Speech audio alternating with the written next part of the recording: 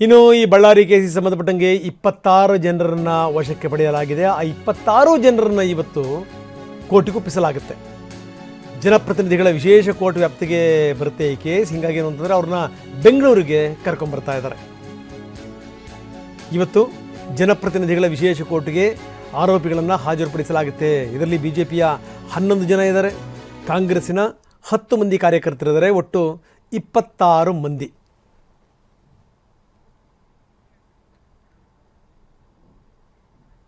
ಒಂದು banner case ಎಲ್ಲಿಂದ ಎಲ್ಲಿ ತನಕ ಬಂತು ನೋಡಿ, ಒಬ್ಬನನ್ನು ಬಲಿ ಹಾಕ್ತು. ಜೊತೆಗೆ ದೊಡ್ಡ ರಾಜಕೀಯ ಯುದ್ಧಕ್ಕೂ ಕೂಡ ಇದು ನಾಂದಿ ಹಾಡಿದೆ. ಇಲ್ಲಿ ತನಕ ತಣ್ಣಗಿದ್ದಂಥ ಬಳ್ಳಾರಿ ಈಗ ಹೊತ್ತಿ ಉರಿಯುವಂಥ ಲಕ್ಷಣಗಳು ಕಾಣ್ತಾ ಇವೆ. ಇದನ್ನು ಹಿಂಗೆ ಬಿಟ್ಟರೆ ಪರಿಸ್ಥಿತಿ ಏನು ಬೇಕಾದರೂ ಆಗಬಹುದು.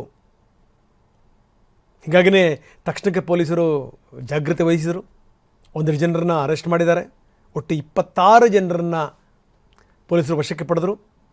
ಈಗ ಅವರನ್ನು ಕೋರ್ಟಿಗೆ ಹಾಜರುಪಡಿಸಬೇಕು. ಜನಪ್ರತಿನಿಧಿಗಳ ವಿಶೇಷ ಕೋರ್ಟ್ ವ್ಯಾಪ್ತಿಗೆ ಬರುತ್ತಿದ್ದು. ಹೀಗಾಗಿ ಇವರನ್ನು ಇವತ್ತು ಕೋರ್ಟಿಗೆ ಹಾಜರುಪಡಿಸಲಾಗುತ್ತೆ. ನೋಡಿ, ಈ ಗಲಾಟೆ ಸಂದರ್ಭದಲ್ಲಿ 2 ಜನ ಗನ್ಮ್ಯಾನ್ಗಳಿದ್ದರು. ಒಟ್ಟು 9 ಜನ ಇದ್ದರಂತೆ. 9 ಜನ ಗನ್ಮ್ಯಾನ್ಗಳು. ಸತೀಶ್ ರೆಡ್ಡಿಯವರ 3 ಜನ ಖಾಸಗಿ ಗನ್ಮ್ಯಾನ್ಗಳು. ಇವರು 3 ಜನ ಪಂಜಾಬ್ನವರು, ಮಹೇಂದ್ರ ಸಿಂಗ್, ಬಲ್ಜಿತ್ ಸಿಂಗ್, ಗುರುಚರಣ್ ಸಿಂಗ್. ಅವರು 3 ಜನ. ಶಾಸಕ ಭರತ್ ರೆಡ್ಡಿಯವರ ಸರ್ಕಾರಿ ಗನ್ಮ್ಯಾನ್ ಬಸವರಾಜ್.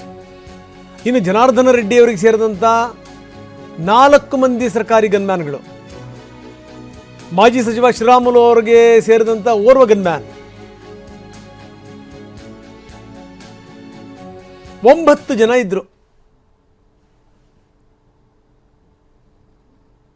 9 ಜನರನ್ನು ಪೊಲೀಸರು ವಶಕ್ಕೆ ಪಡೆದಿದ್ದಾರೆ. ಎಲ್ಲರನ್ನೂ ಕೂಡ ವಿಚಾರಣೆ ಮಾಡಲಾಗ್ತಾ ಇದೆ. 2 ಜನ ಗನ್ಮ್ಯಾನ್ಗಳಿದ್ದಾರೆ ನೋಡಿ. ಒಬ್ಬೊಬ್ಬರು ಕೈಯಲ್ಲಿ ಕೆಲವರು ಖಾಸಗಿ ಗನ್ಮ್ಯಾನ್ಗಳನ್ನ ಇಟ್ಕೊಂಡಿದ್ದಾರೆ. ಸತೀಶ್ ರೆಡ್ಡಿ 3 ಮಂದಿ ಗನ್ಮ್ಯಾನ್ಗಳು. 3 ಜನರು ಕೂಡ ಅವರು ಖಾಸಗಿಯವರು, ಪಂಜಾಬಿನ ಮೂಲದವರು. ಮಹೇಂದ್ರ ಸಿಂಗ್, ಬಲ್ಜಿತ್ ಸಿಂಗ್, ಗುರುಚರಣ್ ಸಿಂಗ್. ಇನ್ನು ಭರತ್ ರೆಡ್ಡಿ ಅವರಿಗೆ ಸರ್ಕಾರವೇ ಒದಗಿಸಿದಂಥ ಗನ್ಮ್ಯಾನ್, ಆತನ ಹೆಸರು ಬಸವರಾಜ್.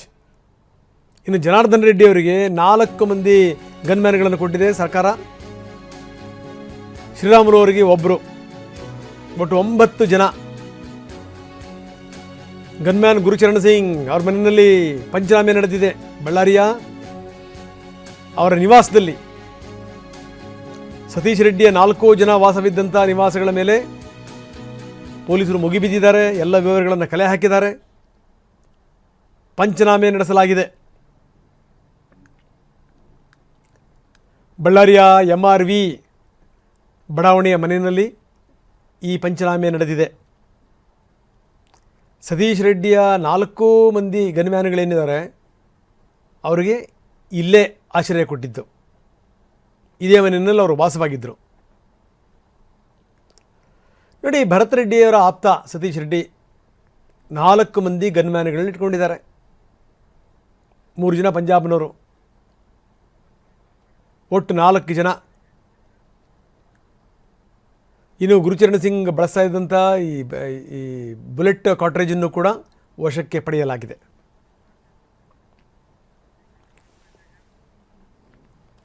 ನೋಡಿ, ರಾಜಕೀಯ ಅಂತಂದರೆ ರಾಜಕೀಯದ ಚಿತ್ರಣ ಎಷ್ಟರ ಮಟ್ಟಿಗೆ ಬದಲಾಗ್ಬಿಡುತ್ತೆ ಅನ್ನೋದಕ್ಕೊಂದು ಬೆಸ್ಟ್ ಎಕ್ಸಾಂಪಲ್. ಹಿಂದೆ ಇದೇ ಜನಾರ್ದನ್ ರೆಡ್ಡಿ ಮತ್ತು ಕುಮಾರಸ್ವಾಮಿ ಯಾವ ರೀತಿ ಕಿತ್ತಾಡ್ಕೊಂಡಿದ್ರು. ಬದಲಾದ ಸಂದರ್ಭ, ಸನ್ನಿವೇಶ ಮತ್ತೆ ಇವರನ್ನು ಒಂದು ಮಾಡಿದೆ. ಈಗ ಕುಮಾರಸ್ವಾಮಿ ಜನಾರ್ದನ್ ರೆಡ್ಡಿಯವರ ಬೆಂಬಲಕ್ಕೆ ನಿಂತಿದ್ದಾರೆ. ನಿನ್ನೆ ರಾತ್ರಿ ಅವರಿಗೆ ಕರೆ ಮಾಡಿದ್ದಾರೆ. ನಿಮ್ಮ ಜೊತೆ ನಾವಿದ್ದೀವಿ ಅಂತ ಹೇಳಿದ್ದಾರೆ. ಘಟನೆಯ ಬಗ್ಗೆ ಎಲ್ಲ ವಿವರಗಳನ್ನು ಕೂಡ HD ಕುಮಾರಸ್ವಾಮಿ ಪಡೆದಿದ್ದಾರೆ.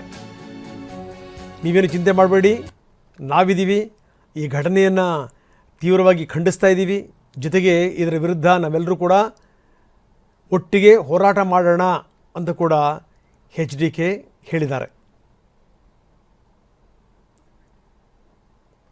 ಹಿಂದಿನ ದಿನಗಳನ್ನು ಒಂದ್ಸರಿ ಜ್ಞಾಪಿಸ್ಕೋಬೇಕು ನಾವು. ಕುಮಾರಸ್ವಾಮಿ ವಿರುದ್ಧ ನಾನೊಂದು ಟೇಪ್ ಬಿಡುಗಡೆ ಮಾಡ್ತೀನಿ ಅಂತ ಹೇಳಿ ರೆಡ್ಡಿ ಎಲ್ಲ ಪತ್ರಕರ್ತರನ್ನು ಕೂಡ ಕರೆದಿದ್ದು, ದೇಶಾದ್ಯಂತ ಪತ್ರಕರ್ತರು ಬಂದು ನೆರೆದಿದ್ದು, ಅದಾದಮೇಲೆ ಅವ್ರು ಬಿಡುಗಡೆ ಮಾಡಿದ್ದು, ಅಸ್ಪಷ್ಟ ವಿಡಿಯೋಗಳನ್ನು ಇದೆಲ್ಲವನ್ನೂ ಕೂಡ ನಾವು ನೋಡಿದ್ವಿ. ಅಲ್ಲಿಂದ ಶುರುವಾಗಿತ್ತು ತಿಕ್ಕಾಟ. ಆದರೆ ಈಗ ಕಾಲ ಬದಲಾಗಿದೆ. ಬಿ ಜೆ ಪಿಯನ್ನು ಶತಾಯಗತಾಯ ವಿರೋಧಿಸ್ತಾ ಇದ್ದಂಥ ಎಚ್ ಡಿ ಕುಮಾರಸ್ವಾಮಿ ಈಗ ಬಿ ಜೆ ಪಿಯ ಸಖ್ಯದಲ್ಲಿದ್ದಾರೆ. ಬಿ ಜೆ ಪಿಯ ಮಿತ್ರ ಪಕ್ಷ ಈಗ JDS, ಜೊತೆಗೆ ಕೇಂದ್ರದಲ್ಲಿ ಕುಮಾರಸ್ವಾಮಿ ಮಂತ್ರಿ ಕೂಡ ಹೌದು. ಇಂಥ ಸಂದರ್ಭದಲ್ಲಿ ಕುಮಾರಸ್ವಾಮಿ ರೆಡ್ಡಿ ಅವರಿಗೆ ಸಮಾಧಾನ ಹೇಳಿದ್ದಾರೆ, ನಿಮ್ಮ ಜೊತೆ ನಾವಿದ್ದೀವಿ ಅಂತ ಕೂಡ ಹೇಳಿದ್ದಾರೆ.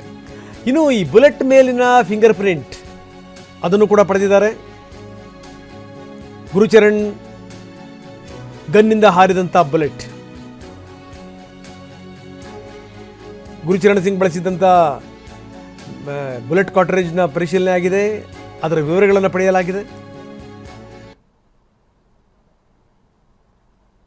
ವ್ಯಾಪಕವಾದಂಥ ತನಿಖೆ ಆಗಬೇಕು, ಆಳದ ತನಿಖೆ ಆಗಬೇಕು. ಯಾರು ಇವರಿಗೆ ಇಂಥವೆಲ್ಲ ಅಧಿಕಾರ ಕೊಟ್ಟರು ಈ ರೀತಿ ಗುಂಡು ಹಾರಿಸೋಕ್ಕೆ? ಆರೋಪಿ ಗುರುಚರಣ್ ಸಿಂಗ್ ಅದು ಹೆಂಗೆ ಅಷ್ಟರ ಮಟ್ಟಿಗೆ ಗುಂಡು ಹಾರಿಸ್ಬಿಟ್ಟ? ಆತನ ಇನ್ನೇನಾದರೂ ಮೊದಲೇ ಪ್ರಿಪೇರ್ ಮಾಡಿದ್ರಾ ಈ ರೀತಿ ಆಗಬಹುದು ಅಂತ? ನೋಡಿ, ಗನ್ಮ್ಯಾನ್ನಿಂದ ಗುಂಡು ಹಾರಿಸ್ತಿರೋದು ನೋಡಿ. ಅದೇ ಸಂದರ್ಭದಲ್ಲಿ ಒಂದು ಆಟೋ ಬೇರೆ ಬರುತ್ತೆ, ಆಟೋದಲ್ಲಿ ಬಾಟ್ಲ್ಗಳಿರ್ತವೆ, ಬಾಟ್ಲ್ಗಳಲ್ಲಿ ಪೆಟ್ರೋಲ್ ಇತ್ತ, ಪೆಟ್ರೋಲ್ ಬಂಬನ್ನು ಕೂಡ ರೆಡಿ ಮಾಡಿಟ್ಕೊಂಡಿದ್ರ, ಅದಾದಮೇಲೆ ಬಾಟ್ಲು ಹೊಡೆದಿರೋಂಥ ಸದ್ದುಗಳು ಕೂಡ ಕೇಳ್ತವೆ. ಏನಿದ್ರ ಅರ್ಥ ನೋಡಿ, ಆಟೋ ಬಂತು, ಆಟೋದೊಳಗೆ ಪೆಟ್ರೋಲ್ ಬಾಂಬಿವೆ ಅಂತ.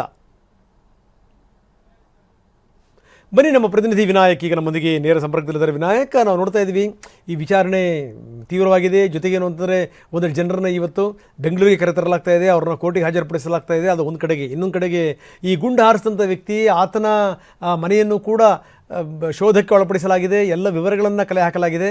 ಒಟ್ಟಾರೆ ಏನು ನಡೀತಾ ಇದೆ, ಇದರ ಬಗ್ಗೆ ಹೆಚ್ಚಿನ ವಿವರಗಳು ಏನಿದೆ? ಖಂಡಿತ ರಂಗನಾಥ್, ಏನು ಬ್ಯಾನರ್ ಕಟ್ಟುವ ಗಲಾಟೆ ವಿಚಾರ, ಆ ಗಲಾಟೆಯಲ್ಲಿರತಕ್ಕಂತಹ ಭೀಕರ ದೃಶ್ಯಗಳು ಒಂದೊಂದಾಗಿ ಹೊರಬರ್ತಾ ಇದ್ದಾವೆ. ಅದರಲ್ಲಿ ಕೂಡ ಪ್ರಮುಖವಾಗಿ ಏನು ಅವತ್ತು ಜನವರಿ 1ನೇ ತಾರೀಕು ರಾತ್ರಿ 8:30 ಸುಮಾರಿಗೆ ಏನು ಆಟೋದಲ್ಲಿ ಪೆಟ್ರೋಲ್ ಬಾಂಬ್ಗಳನ್ನು ತುಂಬಿಕೊಂಡಿರ್ತಕ್ಕಂಥ ಒಂದು ವಿಡಿಯೋ ಕೂಡ ಸಾಕಷ್ಟು ವೈರಲ್ ಆಗ್ತಾ ಇರುವಂಥದ್ದು, ಸಾಕಷ್ಟು ಕೂಡ ಆಕ್ರೋಶಕ್ಕೂ ವ್ಯಕ್ತವಾಗ್ತಾ ಇರುವಂಥದ್ದು. ಅದರಲ್ಲಿ ಪ್ರಮುಖವಾಗಿ ಓರ್ವ ಕಾರ್ಯಕರ್ತ ರಾಜಶೇಖರ್ನ ಹತ್ಯೆ ಆಗಿದೆ. ಹತ್ಯೆಗೆ ಸಂಬಂಧಪಟ್ಟಂತೆ ಏನು ಗುರುಚರಣ್ ಸಿಂಗ್ ಎಂಬ ಸತೀಶ್ ರೆಡ್ಡಿಯ ಗನ್ಮ್ಯಾನ್, ಖಾಸಗಿ ಗನ್ಮ್ಯಾನ್ ಏನು ಅಂತ ಹೇಳಾಗ್ತಾ ಇದೆ. ಆ ಸಂಬಂಧಪಟ್ಟಂತೆ ಆತ ಏನು ವಾಸವಾಗಿರ್ತಕ್ಕಂಥ ಮನೆ ಕೂಡ ಈಗಾಗಲೇ ನಿನ್ನೆ ಪೊಲೀಸರು ಕೂಡ ಒಂದು ರೀತಿ ಪಂಚನಾಮೆ ಮಾಡಬಹುದು, ಸ್ಥಳ ಪರಿಶೀಲನೆ ಮಾಡಿರಬಹುದು. ಮತ್ತು ಅಲ್ಲಿರ್ತಕ್ಕಂತಹ ಕಾರ್ಟ್ರೇಜ್ಗಳನ್ನು, ಅಂದರೆ ಗನ್ಗಳಿಗೆ ಬಳಸತಕ್ಕಂತಹ ಗುಂಡುಗಳನ್ನು ಕೂಡ ಈಗಾಗಲೇ ವಶಕ್ಕೆ ಪಡಿಸಿಕೊಂಡಿರುವಂಥದ್ದು. ಹೀಗಾಗಿ ಏನು ಗಲಭೆಗೆ ಪ್ರಮುಖ ಕಾರಣರಾಗಿರ್ತಕ್ಕಂತಹ ಏನು ಅಲ್ಲಿ ಪ್ರಮುಖವಾಗಿ ಕಲ್ಲು ತೂರಾಟಗಳನ್ನು ಮಾಡಿರ್ತಕ್ಕಂಥವ್ರು ಮತ್ತು ಪೆಟ್ರೋಲ್ ಬಾಂಬ್ಗಳನ್ನು ತಂದಿರತಕ್ಕಂಥ ಸುಮಾರು 26 ಜನರನ್ನು ಈಗಾಗಲೇ ಪೊಲೀಸರು ಮಾಡಿದ್ದಾರೆ.